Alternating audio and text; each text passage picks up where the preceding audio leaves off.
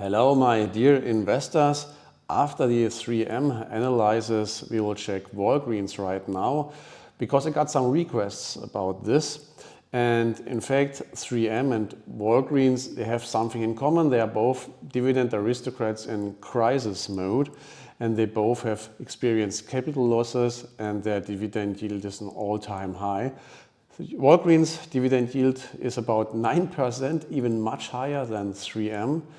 And we will check right now if I'm carefully optimistic about the perspective of Walgreens, like I was or I am with 3M. So let's go.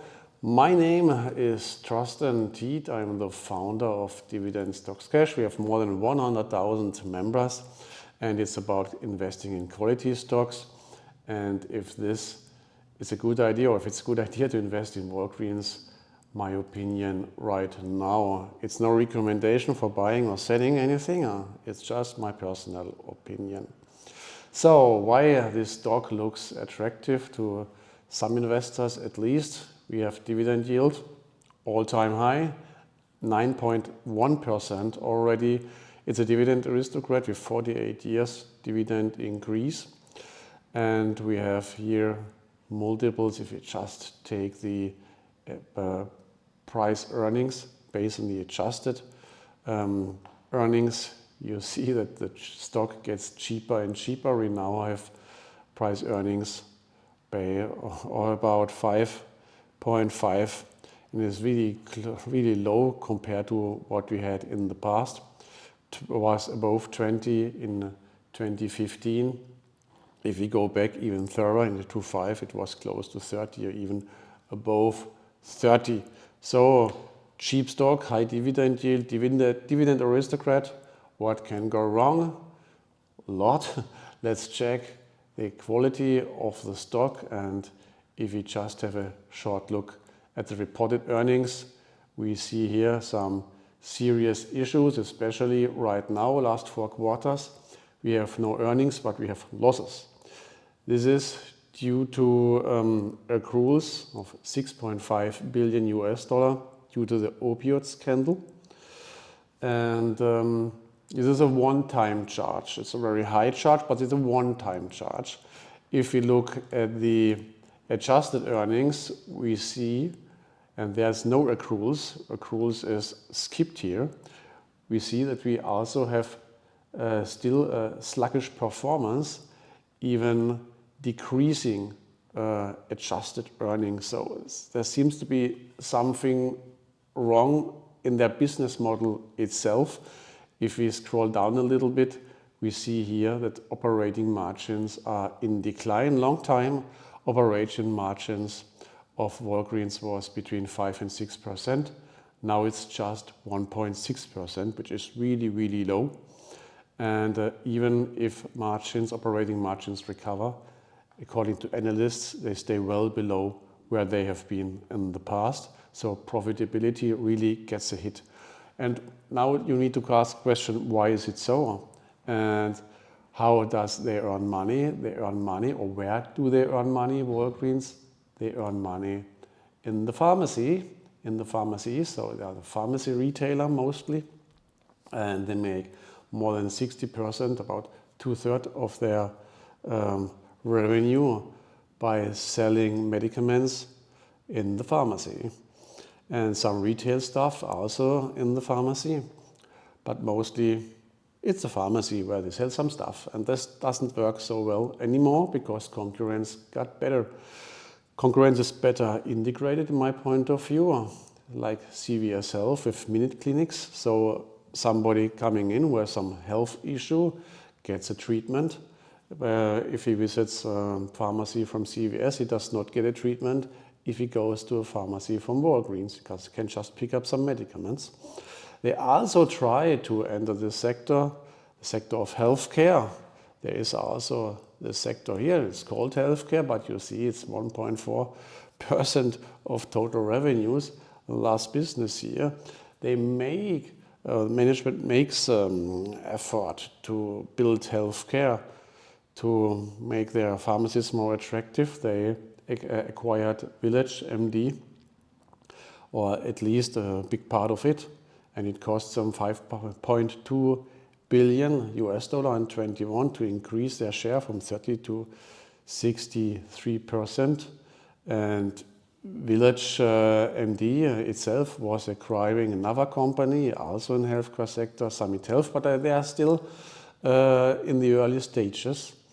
And Village MD is burning cash still, so they lag behind. They lag behind concurrents, which is better integrated. CVS even is in health insurance, has pharmacy benefit management, and you can also shop medicaments in Walmart or Costco, where you can shop much more things. You just pick medicaments you need by passing by and buying all the other stuff instead of going to a pharmacy, where you can just simply buy these medicaments you need. Why should you do this if you can already go to Walgreens, to a Walmart, for example?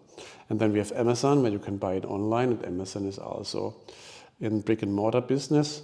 They acquired One Medical for $3.9 billion already some time ago. So concurrence is very hard for Walgreens, and this translates into shrinking margins especially, and lacking revenues. And that's the problem. And now we must ask ourselves, are dividends still safe, and can the turnaround succeed? And is the stock so cheap that it is worth taking the risk and buy it anyway? So what's about security of dividends? So we have our dividends here. Analysts think they won't be cut. Let's check the free cash flow, and when we see for the key free cash flow, there are no estimates, and the free cash flow is negative, which is not a good sign, because the accruals here are not cash flow effective yet. So there's no money going out yet for the litigation or for the payments for the opiate scandal. And still, free cash flow is negative already, because operating cash flow is in decline. And again, it's the same here. This is due to, in first place, shrinking margins. And if we have negative free cash flow and we have dividends, then we need to ask ourselves if dividends are still safe. If free cash flow doesn't cover dividends, as it is the case on Walgreens, maybe the balance sheet is so strong that it covers dividends. But unfortunately, I would say this is not the case. If we just check here the cash and compare it to the dividends. Dividends last 4 quarters, 1.65 billion payout. And the cash we have less than 1 billion, 970 million. So it's about 2 quarters dividends, which are covered in by the balance sheet without taking new debt, interest-bearing debt. But why should you do this?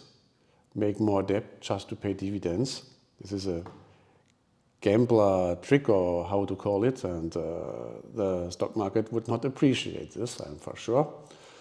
And it would even deteriorate the situation of the company in the long run. Making more debt just to pay out dividends would make no sense. So in my point of view, dividends are not safe. Unfortunately, I expect a dividend cut. I would even not be surprised if the dividend is skipped altogether, completely, like it was the case, for example, for Walt Disney some time ago during COVID. So dividends are not safe.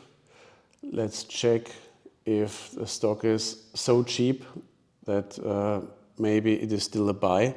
What I can say also about what is an indicator for the current problems is that the CFO, Chief Financial Officer, and the CEO, they both resigned in August and September, and it shows that the strategy is that the shareholders, activists are not happy about the strategy, about the outlook of the company, and new captains are searched.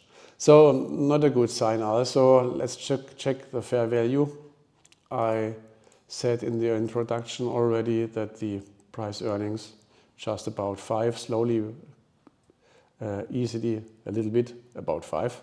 And we see here the stock price in decline from close to $100 to about $20.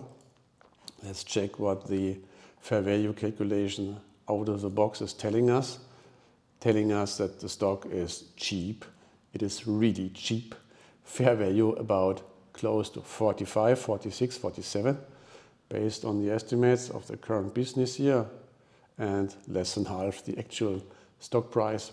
But we have still some we have in the current situation currently very bad situation regarding Walgreens. By the way, same with fair value dividend shows a fair value even higher, about 60%. But this is calculated on a dividend yield, average dividend yield of 3% from 2030, beginning from 2030 to present.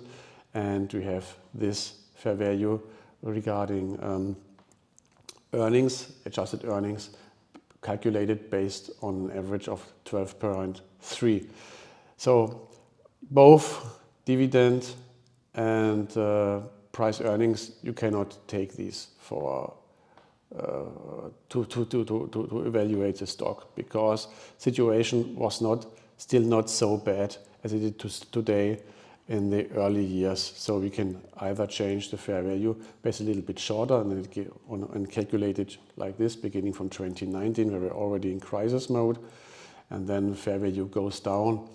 And I wouldn't pick up or take the fair value dividend, because it makes no sense, because I wouldn't be surprised if the dividends are skipped altogether. So skip the fair value dividend as well. What remains is the fair value based on the adjusted earnings. Would be 30 right now, it's 8. You can even lower it a little bit more, make it 7 or even just 6 to really consider current risk which is in the stock. And then let's check what the yield what annual yield we could expect for if we buy the stock right now. Would still be 80.7% till 25. August, end of August of 25, screwed business year. Here are dividends still included, and as I said, I don't believe that dividends remain that high. So what I just want to say, and even this, don't calculate on the dividends, just calculate on capital gains. And for the capital gains, to get capital gains, the stock price must go up. For the stock price to go up, the market wants a turnaround story. And then there is really a lot of upside potential. But the problem is, I don't see the potential right now for a turnaround. I don't see any clear strategy for Walgreens to succeed. They have really problems with the pharmacies. And they are closing pharmacies. In the US, there were in 2018 9,600 pharmacies. Now there are just 8,900. They closed 700. They are also in Great Britain, for example.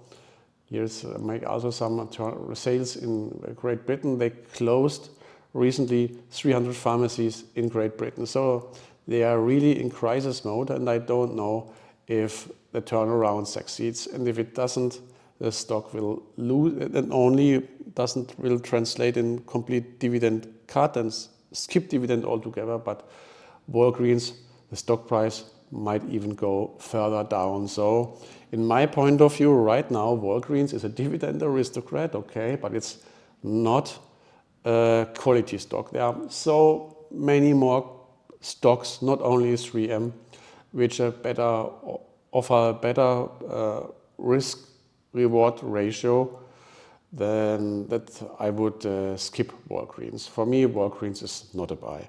So if your opinion differs, just write me a comment.